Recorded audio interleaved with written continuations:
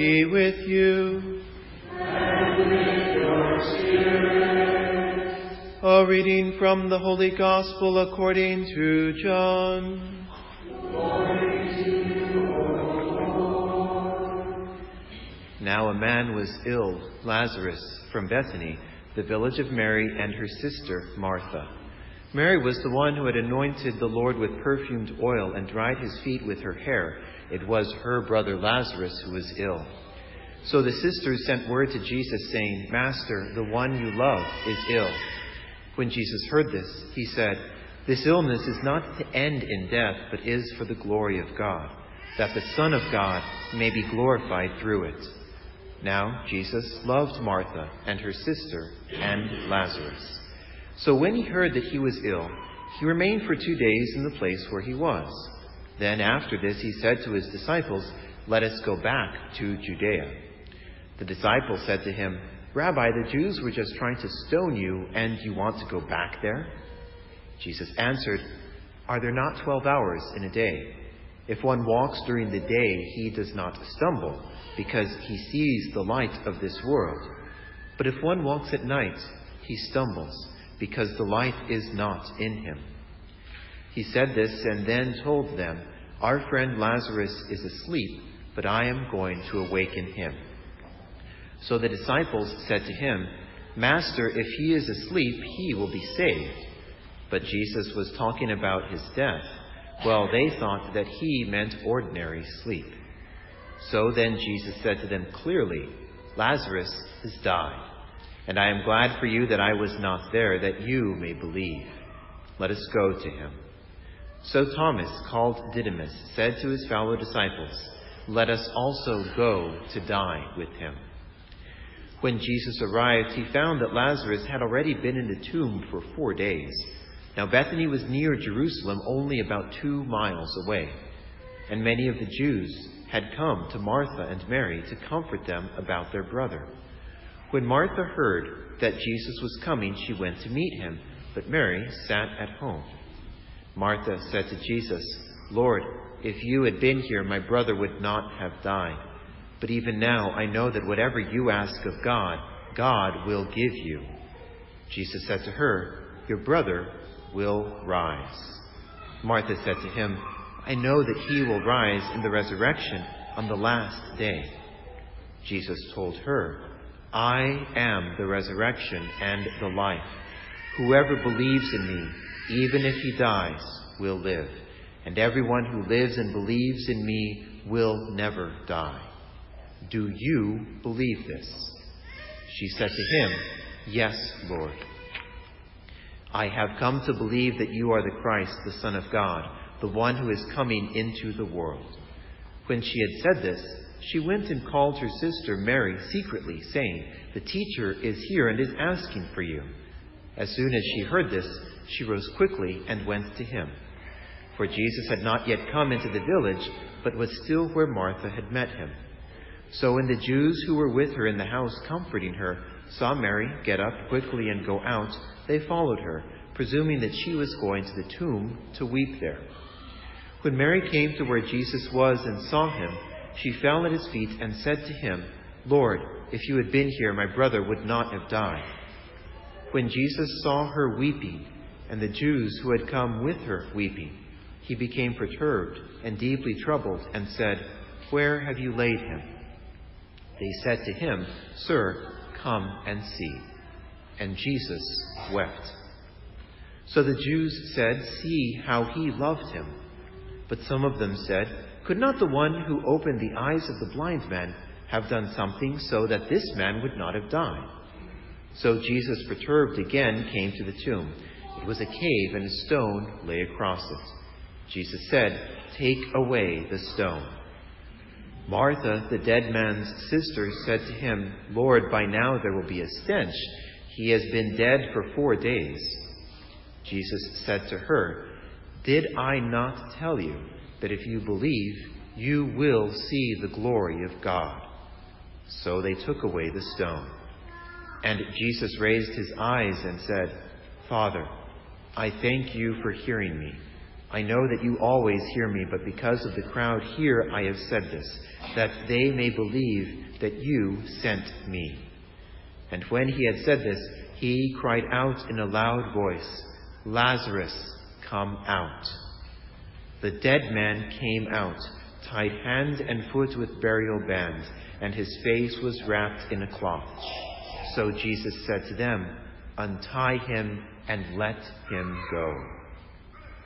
Now many of the Jews who had come to Mary and seen what he had done began to believe in him. The Gospel of the Lord. Praise to you, Lord Jesus Christ.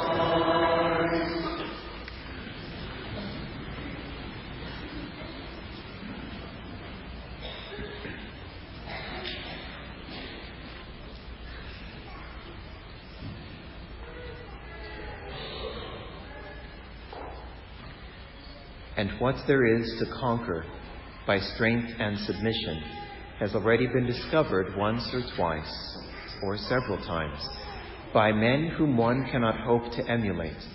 But there is no competition. There is only the fight to recover what has been lost and found and lost again and again, and now under conditions that seem unpropitious. But perhaps neither gain nor loss. For us, there is only the trying. It's hard for me to believe that it's been 13 years since I was an undergraduate here at the University of Dallas. And when I was a sophomore, there were two students who some of you may still remember their names or know them, Tommy Hine and John Rhodes, who made a video highlighting the University of Dallas. And they used the quote that I just spoke about from T.S. Eliot's Four Quartets to highlight the unique place of the liberal arts here at UD. What is gained, what is lost, what is obscured, and what is revealed.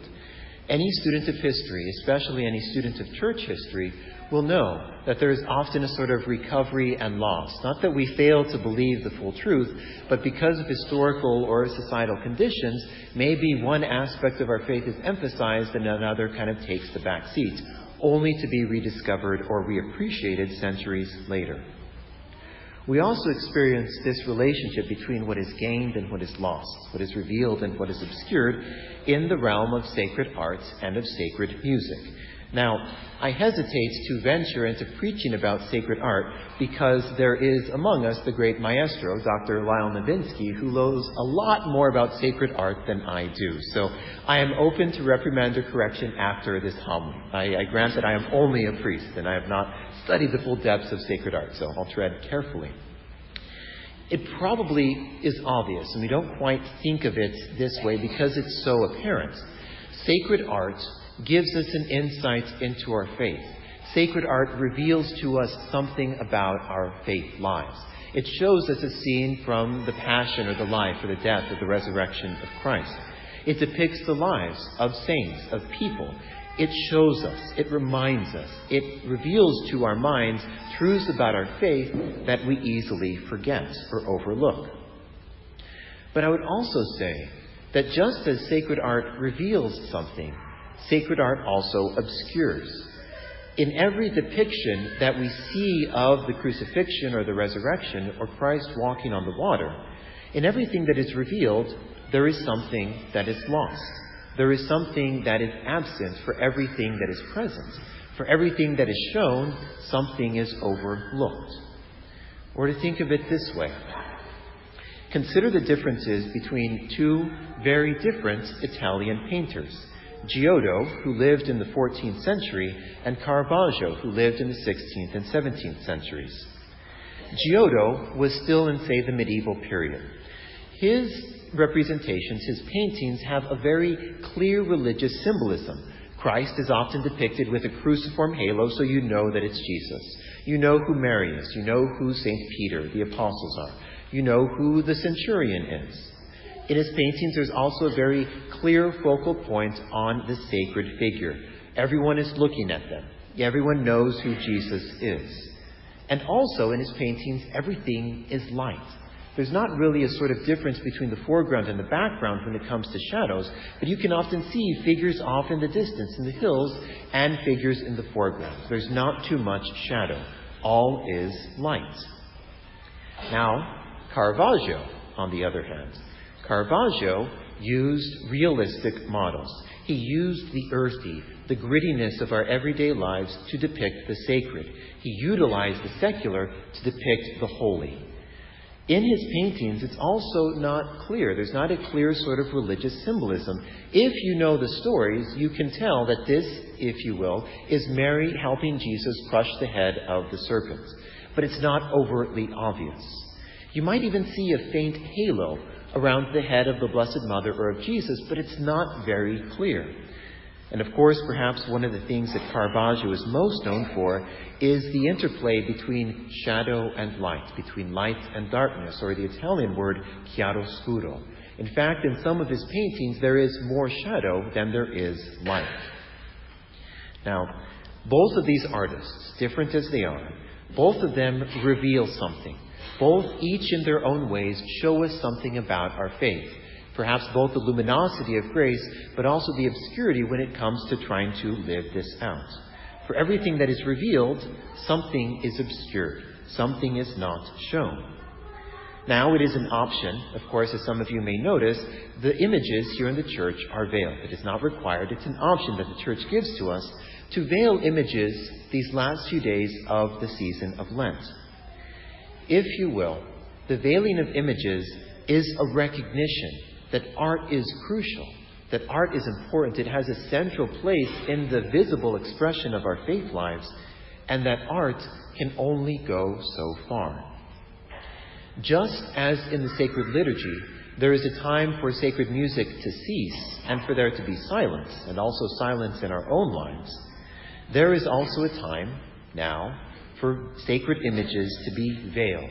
It's, if you will, a sort of visible genuflection. It's a visible silence before the mysteries of faith that they express. If one walks during the day, Jesus told us in the Gospel, he does not stumble because he sees the light of this world. But if one walks at night, he stumbles because the light is not in him. Christ is not speaking about the sun. He's not speaking about a physical created light. He is talking about his light, the light within, the light of the Holy Spirit, the light by which we can see the truth and see the world. So the sort of obvious question then is, well, how? How are we to see with his light? And the answer is perhaps a bit of a paradox for us. We see with his light by silence, by abstinence, by becoming blind temporarily. You may remember that the Gospel last week was also from the Gospel of John, and it was the story about the man who was born blind gaining the power to see. One truth of that Gospel is that for us to see with the light of Christ, we must allow ourselves to be temporarily blinded. Think about St. Paul's temporary blindness. Think about St. Ignatius of Loyola's convalescence and his conversion in that tower. Think about those months of St. Augustine's torturous conversion. Often for us to see, for us to love Christ truly as he calls us to love, we must be blinded by him temporarily.